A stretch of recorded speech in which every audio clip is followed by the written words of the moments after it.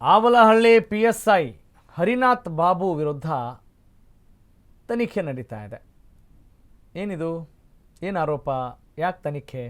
ಬನ್ನಿ ನೋಡೋಣ.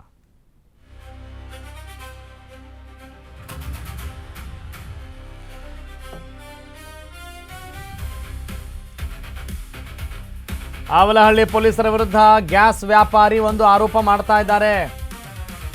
ಅಂದರೆ ಗ್ಯಾಸ್ ಸಿಲಿಂಡರ್ ಆರೋಪ ಕೇಸ್ ಆಗಿದೆ ಅಂತ ವೈಟ್ಫೀಲ್ಡ್ DCP ಸೈದುಲ್ ಅಡಾವತ್ ಅವರ ಆಡಿಯೋ ಪ್ರಕಾರ ನಮ್ಮ ಸಬ್ ಇನ್ಸ್ಪೆಕ್ಟರ್ ಮಾತನಾಡಿದ್ದಾರೆ. ಕಾನೂನು ಪ್ರಕಾರ ನಾವು ಕೇಸ್ ಮಾಡಿದ್ದೀವಿ, ತನಿಖೆ ನಡೀತಾ ಇದೆ. ಓಕೆ, ಆಮೇಲೆ ಆಡಿಯೋ ಕ್ಲಿಯರ್ ಆಗಿದೆ, ದೂರುದಾರನಿಗೆ ನೋಟಿಸ್ ಕೊಟ್ಟಿದ್ದೀವಿ.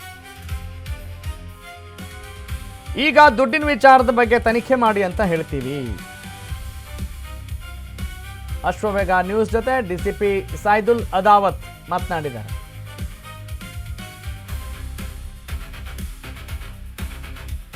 ಓಕೆ, ಎಸ್, ಅವ್ರು ಏನು ಮಾತನಾಡಿದ್ದಾರೆ ಒಂದ್ಸಲ ಕೇಳಿಸ್ಕೊಳ್ಳೋಣ.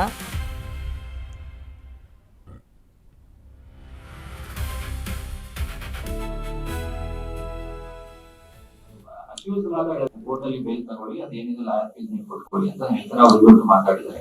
ಈಗಾಗಲೇ ಅದು FIR ಮಾಡ್ತೀವಿ, ಅದು ನೋಟಿಸ್ ಕೊಡ್ತೀವಿ, ಅದು ಯಾವ್ದು ಡಿಮಾಂಡ್ ಮಾಡಿ ಅವ್ರು ಮಾತಾಡಿದ್ದು ಅದು ಅಶ್ಯೂಸ್ ಅದಕ್ಕೆ ನಾವಿಗೆ ಆನ್ಸರ್ ಹೇಳಿಕ್ಕೆ ಆಗಲಿಲ್ಲ.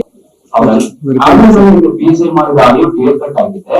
ಅದರಲ್ಲಿ ಯಾವ್ದು ಅವರು ದುಡ್ಡು ಡಿಮಾಂಡ್ ಮಾಡೋದಾಗಿ ಅವ್ರು ಮಾಡಿದ್ರು. ಅವ್ರು ಇವತ್ತು ಮಾತಾಡಿ ಲಾಯರ್ ಫೀಸ್ ಜಾಸ್ತಿ ಕೇಳ್ತಾ ಇದ್ದಾರೆ ಅಂತ ಕೇಳ್ತಾ ಇದ್ದಾರೆ. ನೀವು ಕೇಳಬಹುದು, ಅದರಲ್ಲಿ ಕ್ಲಿಯರ್ ಕಟ್ ಆಗಿ PSI ಅವ್ರಿಗೆ ಆನ್ಸರ್ ಹೇಳಿದ್ದಾರೆ. ಅದು ನೀವು ಮಾತಾಡ್ಕೊಳ್ಳಿ, ನಮ್ಮ ಹತ್ರ ಮಾತಾಡಬಾರ್ದು ಅಂತ ಕ್ಲಿಯರ್ ಕಟ್ ಆಗಿ ಮಾತಾಡಿರುತ್ತೆ.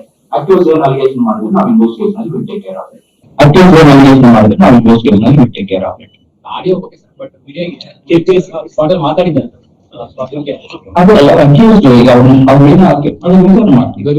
ವೆರಿಫೈ ಮಾಡಿ ಅಕ್ಯೂಸ್ ಏನ್ ಅಲಿಗೇಷನ್ ಮಾಡಿದ್ರೆ ನಾವು ಇನ್ವೆಸ್ಟಿಗೇಷನ್ ಅಲ್ಲಿ will take care of it. Audio okay sir, but video spot ಮಾತಾಡಿದ್ದಾರೆ.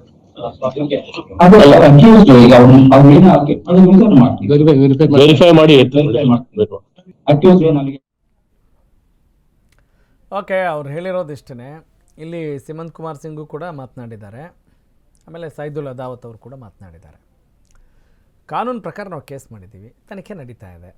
ಇಲ್ಲಿ ಆ ಧ್ವನಿ ಸ್ಪಷ್ಟವಾಗಿದೆ, ಆಡಿಯೋ ಕ್ಲಿಯರಾಗಿ ಕೇಳಿಸ್ತಾ ಇದೆ. ದೂರುದಾರನಿಗೆ ನೋಟಿಸ್ ಕೊಟ್ಟಿದ್ದೀವಿ. ಈಗ ದುಡ್ಡಿನ ವಿಚಾರದ ಬಗ್ಗೆ ಏನು ಎನ್ಕ್ವೈರಿ ಮಾಡಬೇಕು ನಾವು ಮಾಡ್ತಾ ಇದ್ದೀವಿ. ಓಕೆ, ಪ್ರಾಮಾಣಿಕವಾಗಿ ಏನೇ ತನಿಖೆ ಮಾಡಿದರೂ ಕೂಡ ಅದಕ್ಕೊಂದು ಲಾಜಿಕಲ್ ಎಂಡ್ ಖಂಡಿತವಾಗ್ಲೂ ಸಿಕ್ಕೇ ಸಿಗುತ್ತೆ. No doubt about it. Yes, ಮುಂದಿನ ಸುದ್ದಿ ನೋಡೋಣ.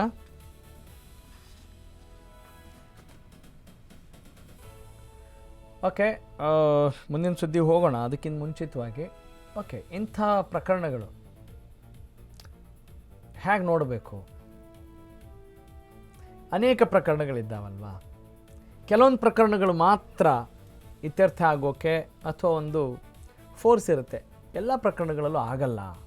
ಯಾಕಂತ ಹೇಳಿದ್ರೆ ನಮ್ಮ ಗೃಹ ಇಲಾಖೆ ಕೂಡ ತುಂಬ ಮುಲಾಜಿಲ್ಲದೆ ರಾಜಿ ಇಲ್ಲದೆ ಕೆಲಸ ಮಾಡಬೇಕಾಗಿದೆ. ಹಂಗೆ ಮಾಡಿದರೆ ಇವೆಲ್ಲ ಪ್ರಾಬ್ಲಮ್ ಆಗಲ್ಲ.